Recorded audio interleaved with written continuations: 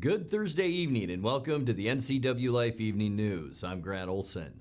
Before we get to today's top news stories, let's take a look outside our smoky weather window once again today. Lots of haze all around north central Washington once again today. This shot taken from our Tumwater Sky-Fi Tower camera looking down at portions of the Leavenworth area, and you can see some of that haze especially socked into the canyons and some low valley areas because we just were not seeing any wind out there this afternoon. And unfortunately, that smoke is going to continue. In fact, it may be even get a little bit worse as we get into Friday. Our winds are going to switch around to the southwest, and that is going to bring a huge plume of smoke up into Washington state from all of the wildfires down in California. So yeah, expect worsening air quality conditions as we get into Friday and even into this upcoming weekend. And we'll talk much more about that coming up a little bit later on. And now a few of the stories we're following for you tonight. We'll have an update on the fires burning in our area. A 59-year-old Othello man died Wednesday night after a vehicle collision on Highway 28 between Quincy and Ephrata. And a Yakima man was arrested Wednesday in Okanagan after allegedly assaulting and attempting to kidnap a barista during a robbery. But first we begin tonight. Governor Jay Inslee today expressed sympathy at the death of a toddler in the Cold Springs fire in Okanagan County. 1-year-old Uri Hyland of Renton was found dead yesterday, 3 days after he and his parents were overtaken by the fire while camping on the family's property 15 miles east of Brewster. His parents, 31-year-old Jacob Hyland and 26-year-old Jamie Hyland, suffered serious burns and are still being treated at Harborview Medical Center. In a statement, the governor said, quote, "This child's family and community will never be the same, and neither will countless others who are reeling from utter devastation these wildfires are leaving in their wake. I send my deepest condolences to the family and friends of this child, and am keeping their parents in my mind as they work toward recovery in intensive care." Well, here's an update now on the fires burning in our area. The Pearl Hill fire burning in Douglas County showed little growth overnight Wednesday as several evacuation levels were lowered and some roads were at least partially reopened. The fire, which was sparked Monday by the Cold Springs fire in Okanagan County, is listed at 41% containment after burning more than 177,000 acres and at least 17 homes. Mansfield has gone from level 3 evacuation notices to level 2. In addition, power has been restored in Bridgeport, where numerous structures were destroyed by the fire. Evacuation notices for McNeil Canyon Road from the top to Beebe Bridge were reduced to level 2, and Bridgeport Hill Road has been reopened to local traffic only. Meanwhile, the Cold Springs fire is listed at 10% containment as fire crews in Okanagan County reported good progress Wednesday and overnight. Firefighters are focusing on containment lines, especially in the Haley Creek area where the fire is most active. The fire, which started Sunday night, has burned 172,000 acres and now destroyed several structures. Fire managers said additional resources, including more aircraft, have arrived to help crews on the ground. The Apple Acres fire burning near Chelan, meanwhile, is at 45% containment, and several evacuation notices have been reduced as the fire showed minimal growth in the past 24 hours. A 59-year-old Othello man died yesterday night after a vehicle collision on Highway 28 between Quincy and Ephrata. The Washington State Patrol says Tito Mendez failed to yield the right-of-way about 7 p.m. when he pulled his 2002 Nissan Maxima from Road K Northwest into the path of an eastbound Ford F-150 pickup. The pickup was being driven by 45-year-old Simon Mendoza of Ephrata, who was treated for minor injuries at the scene. Mendez was transported to Quincy Valley Medical Center, where he later died. A Yakima man was arrested Wednesday in Okanagan after allegedly assaulting and attempting to kidnap a barista during a robbery. The Okanagan County Sheriff's Office said at 3:10 p.m., 29-year-old Stephen Mejia entered the Freebird Espresso stand on North 2nd Avenue, first asking for water, then saying it was a robbery. The 17-year-old female barista reportedly hid in the bathroom before being dragged out by Mejia. By the time deputies, OMAC police, and the Washington State Patrol responded to the robbery report, Mejia had fled. But the sheriff's office said it took just 4 minutes before he was found in an alley behind the Okanagan post office. He was booked into the Okanagan County Jail, awaiting charges for robbery, attempted kidnapping, and first-degree assault. Coming up next, a Chelan County man in his 60s is the latest victim of COVID-19. Total home sales in the Wenatchee housing market were way up in August compared to the same time last year. And the Wenatchee Valley's largest fruit and produce company has a new chief financial officer. I'm Grant Olson, and you're watching the NCWLIFE Evening News.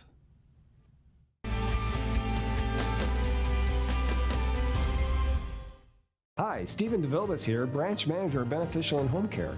We are an equal opportunity employer and we do not discriminate in employment or services. It is our mission to maximize our clients' physical health and sense of mental well-being while remaining in the comfort of their home. We are currently seeking professional caregivers who share our mission to help our clients live safely and comfortably at home. Call Beneficial and Home Care. Schedule your interview today, 509-663-7900. Nissan is the value leader in new cars and SUVs. Check out these new models starting at under $20,000. The all-new Versa from $17,020. The all-new Sentra from $17,400. And the all-new Kicks from $17,995. Now you can have the Nissan style, performance, and reliability, all for under $20,000. And they're all here at Town Nissan, up behind Costco in East Wenatchee. At Local Myth Pizza, we believe in real food, freshly prepared with only premium ingredients. Our cheeses are imported from Italy. Our sauces, dressings, and even our sausages are made in-house fresh daily. Featuring Northwest craft beers and 30 Chelan Valley wines and ciders. Family fun and amazing food. Eat local, drink local, and be local at Local Myth Pizza. Come see why Sunset Magazine says you can't beat Local Myth Pizza.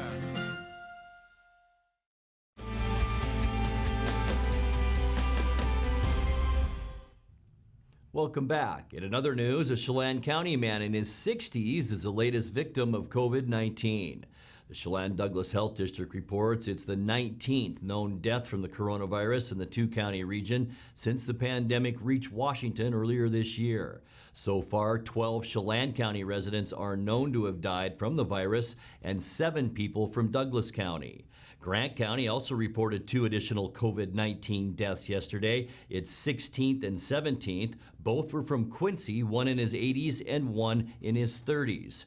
Health officials continue to encourage wearing facial masks and maintaining 6 feet of social distancing in public. The pandemic has so far claimed more than 1,900 lives in Washington and 191,000 nationwide.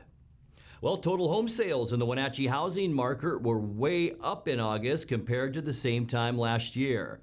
According to Pacific Appraisal Associates, total home sales in the Wenatchee market were up 27%, or 333 homes sold last month compared to 95 in August of 2019.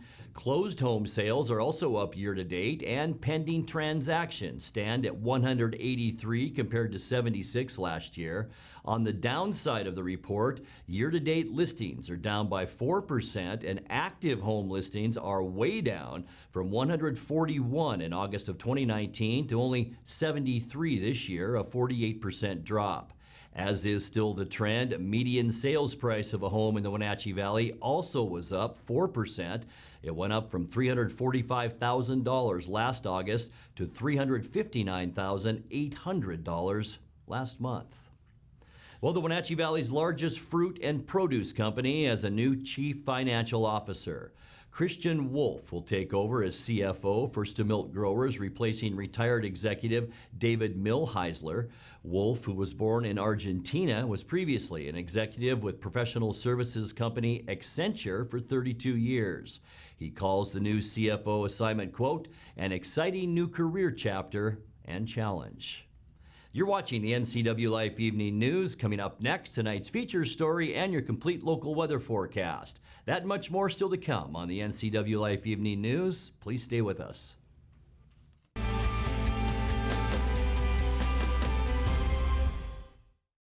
Traditional values and innovation in honoring the life of each family we serve is part of the ministry of Heritage Memorial Chapel. Our staff is committed to walk with your family with compassion through this time of grief. We are here to help and here to serve, the right kind of help when you need it most. Heritage Memorial Chapel.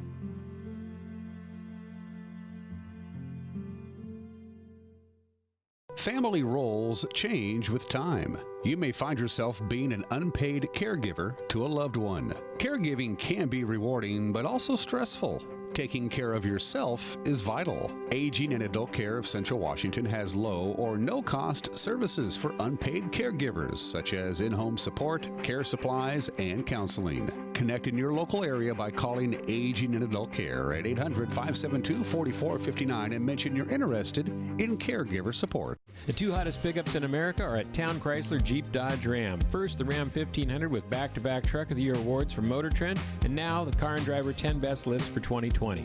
They call it a luxury sedan with pickup capabilities. Ram is on a roll now with third-generation eco-diesel power. Next up, the Jeep Gladiator, also a 2020 10 Best model based on the new award-winning Jeep Wrangler. It has options and capabilities that no other truck can offer. Two more reasons when it comes to buying a truck: there's no reason to leave town.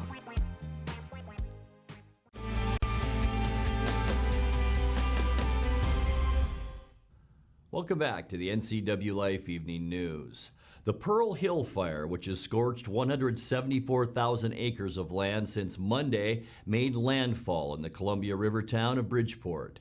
NCWLIFE's Jefferson Robinson visited the small town yesterday. In tonight's feature story, he found residents and guest workers still struggling with lost homes and limited resources while the fire burns its way deeper into Douglas County. Cold Springs Fire in Okanagan County launched embers across the Columbia River. It created the Pearl Hill Fire. One of the first places to ignite was Bridgeport's wastewater treatment facility. Burning brush in a nearby gully torched the plant's main control shed, and now the city's waste systems must be operated manually. Electricity came back on in Bridgeport today after nearly 3 days of no service. The town was without running water after the fire, which moved quickly through the west section of town and destroyed about 15 homes. Once within the town boundaries, the fire hopscotched, destroying individual structures while sparing others right next door.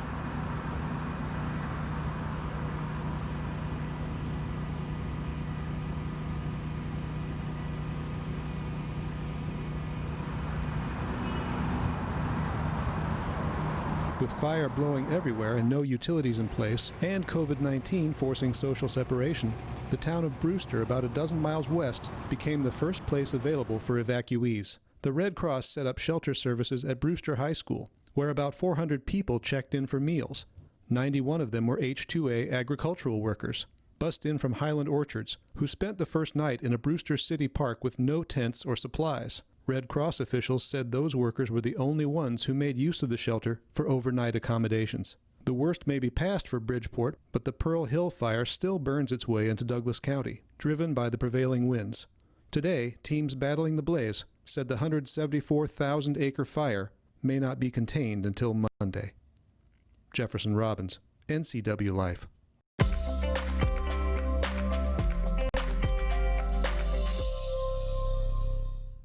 All right, time now for a check of your North Central Washington weather forecast. We're creeping up on that weekend, and everybody wants to know, what's the weather going to be like? And we'll get to that in a second. It's going to kind of be like what we're seeing outside our weather window this afternoon, looking up at the upper Wenatchee Valley. This is our Tumwater Canyon, looking down at looking down at parts of the Leavenworth area, and you can see that hazy smoke that's been lingering throughout the day.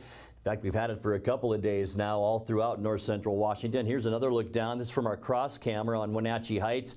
And you can see we're seeing plenty of that smoke too. You can just see a little bit of the Cascades today. So I think today might be a little bit better than yesterday, but get ready for it to get worse. And we'll tell you why in a second. High temperature unofficially today, 86 degrees. In fact, our temperatures are going to be wacky over this next couple of days. We'll talk about that too. 79 is our normal high for this time of year.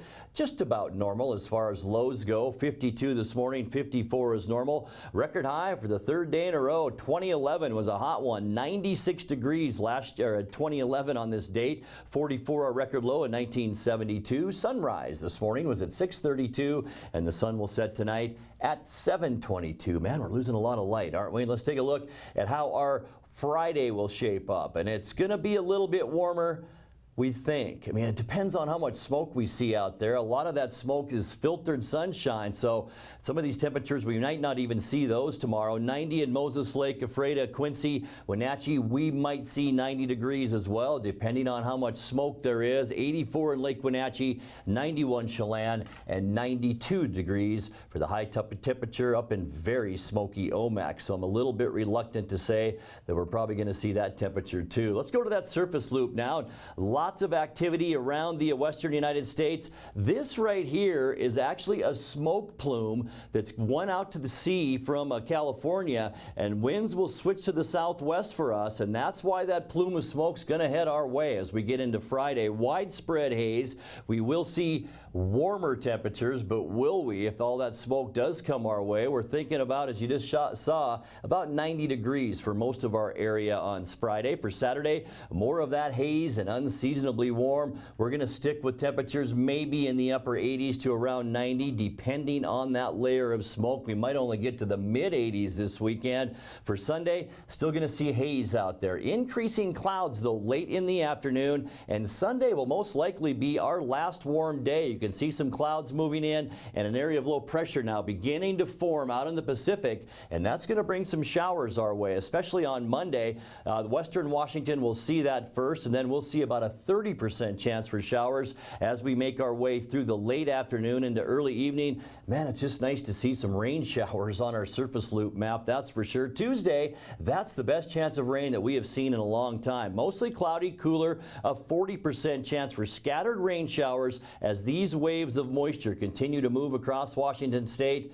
Fingers crossed that we're going to see some rain on Tuesday. Wednesday, partly cloudy. Our cooling trend will continue as we get into midweek next week. We'll see a 20% chance of scattered showers with high temperatures on Wednesday, mainly in the upper 70s to lower 80s. Let's take a look now at your Patriot Plumbing, Heating and Cooling 7-day forecast. Overnight low tonight, a little bit more mild than we've seen lately at 60. Will we see these temperatures? Boy, it's such a big question mark right now with all that smoke, but we'll go with 90 for Friday, 89 Saturday, 87 Sunday, and you can see the trend. A chance for rain overnight Monday, and then once again Tuesday with just some scattered showers in our forecast for Wednesday. 85 Monday, cooling down to the low 80s as we get into Wednesday.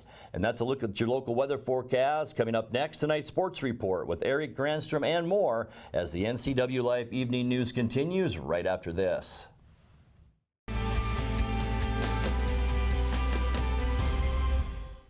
Pybus Public Market's motto is where community meets. Whether it's people, enjoying an event, or they meet a colleague for coffee and whip out their laptop and are able to actually do work here, having quick and reliable Wi-Fi is one of the things that makes Pybus such a great community hub. It just contributes to the welcoming place that we want Pybus to be. I'm Allie, and fiber keeps people connected, and that's what Pybus Market is all about. Why run all over town when you can get the financial services you need under one roof? The location is 521 Chelan Street right here in Wenatchee. Accounting solutions for success. Insurance from trusted choices. Real estate, the power of the edge. Personal, professional, preferable. It's all right here. Get the edge on your financial needs. Now available in Chelan as well. Get more information at augustedge.com. With TV advertising, what we want to do is more deeply connect with the community.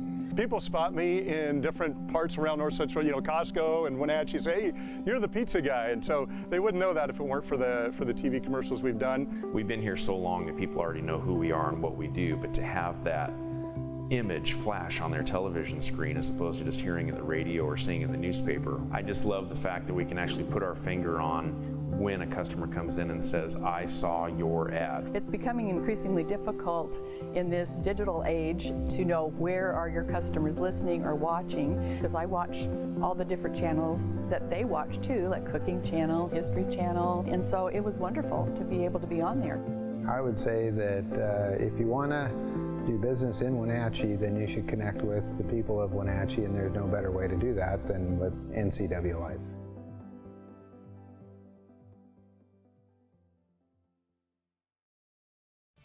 And now it's a sports update on the NCWLIFE channel. And a happy Thursday to you. Grant pointed this out to me. Today is the only day in sports history where the NFL, NBA, WNBA, NHL, MLB, and MLS all play on the same day. Where is our party hat? Well, the Seahawks start the season in Atlanta Sunday, taking on the Falcons. Seattle coming off an 11-5 campaign last year. One win away from wrapping up home field advantage had they beaten the San Francisco 49ers. Now, preparing for the 2020 season has been odd with COVID and no preseason games. Coach Pete Carroll says getting ready for Sunday has been interesting. Well, there's always concern about going to the first game, you know, because, you know, you see stuff in preseason and you kind of don't trust it, you know, because you don't ever know. This is just amplifying that. We just got to wait and see. You know, we have all of last year. We've seen Matt Ryan for a long time. We know Todd Gurley. You know, we know about Julio. We know the guys. So it's wait and see, and they've got to wait and see on us too. So we have to be ready to adapt and have to have really good communication, you know, to get that done, and hopefully we'll be able to stay ahead of it. Now, Seattle was one of very few NFL teams that made it through training camp without a positive COVID test. Carroll says staying safe throughout the season will be a challenge.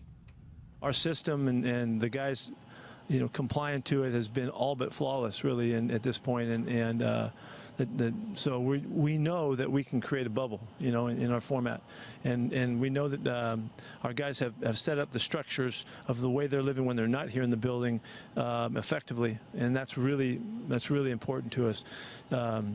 So I know we can do it here, and I would, you know, there's always issues that can arise, but. So we have command of this. Now the next question is, you know, we add all of the variables of the travel, and we've got to see what happens, you know, and see how it goes. We're going to carry over the discipline, carry over the focus and the you know, the attitude and conscious of, you know, all the people around you that is so necessary, and then we've got to wait and see what happens. I'm really curious about it. You know, we've worked so hard to get to this point, and I'm hoping that we'll be able to carry it over. I'm not worried about the game part of it. It's more like the transitions between stuff that we're working really hard to control all of those elements as well. The Seahawks are hoping to improve on defense this season, but a challenge to prepare has been the lack of live football to practice tackling. Carroll says that's always a focus heading into week 1. I don't know what coach and what level isn't concerned about tackling on the first game. You know, wherever you're playing, you know, the guy's going to hit him or they're not, you know. So it's a concern. You know, that's why we played game like, you know, in C-Link, you know, in the second mock game we had, just to make sure that our guys did have a chance to go full speed and tackle and all of that. So it worked out fine. This is what we've done in the past, and just watching our guys. And matter of fact, I went back and watched it again last night. I just wanted to see the tempo again to see if it looked like it matched up to what's going to be necessary, and felt fine about it. So. This is what we got to do. I don't know what other clubs. Everybody had their own way of doing it, you know, and they had their own opportunity to figure out how much they were going to hit. We try to practice at such a good tempo and so much ones against ones during this whole camp that our guys are used to the best speed that we can generate. So hopefully we'll be fine. Now for ninth-year linebacker Bobby Wagner, he says he's excited to get out with his fellow defenders on Sunday to see if their hard work pays dividends.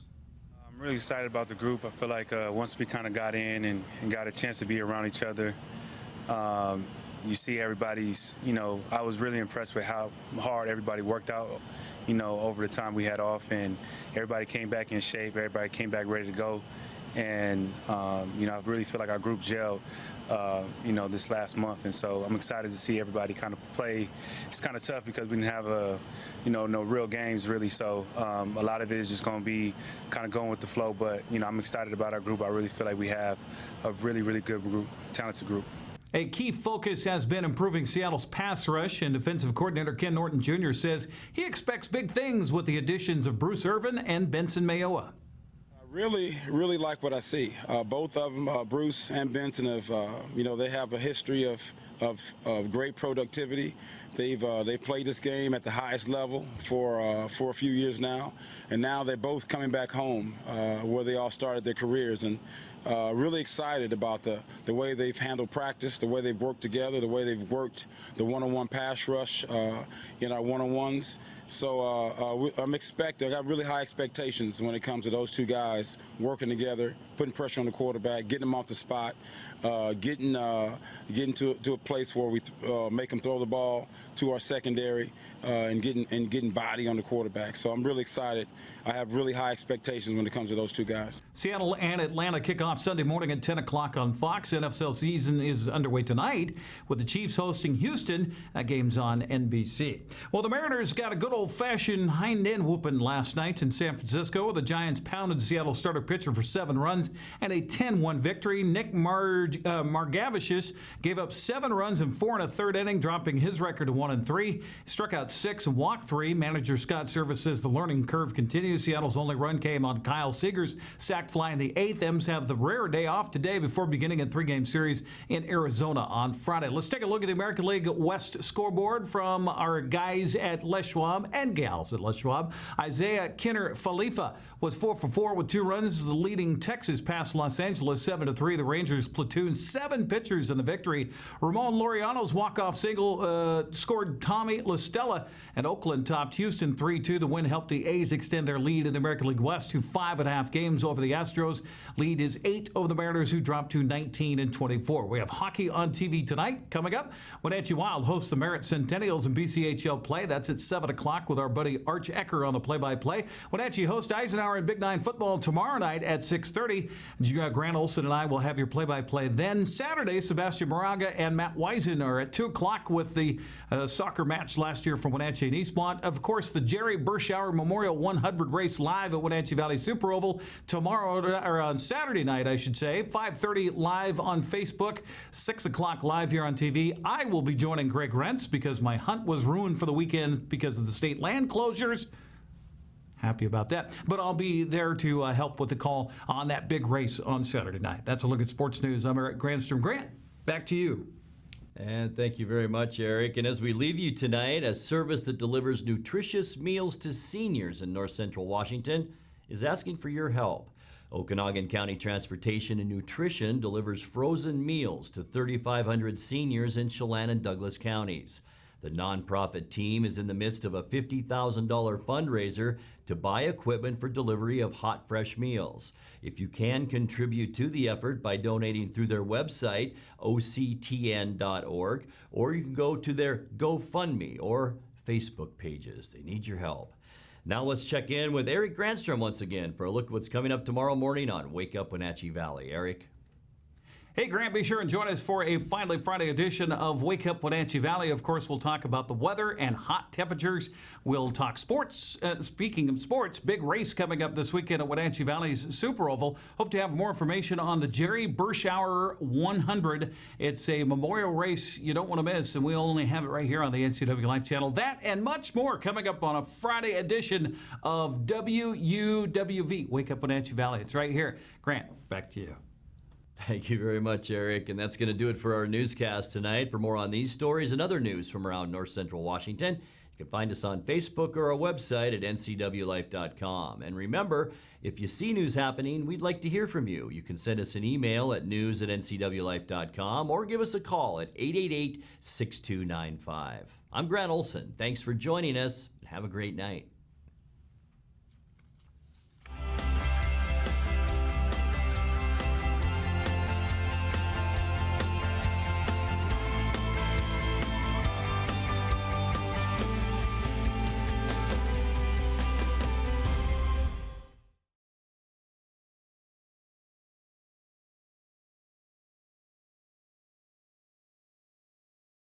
Hi, my name is Blaine Johnson. I'm at Global Elite Motors. We're tied in with Global Car Care down here locally. So we're not your typical car buying experience. Somebody can come down here, take a look at what we have, and if we have the right vehicle for you, we'd be glad to help you out with it. A lot of times we are able to go out and find specific vehicles for somebody so that it fits their needs, their budget, and all the things that you want without you being obligated right away. If you're looking for a good, reliable car, come see me, Blaine Johnson, down at Global Elite Motors. 2020 promises to be the most exciting year in politics and business you're likely to see for a long time. Get the facts and information weekly here on the 12th District with yours truly, Kerry Condata. Also on demand at NCWLIFE.com.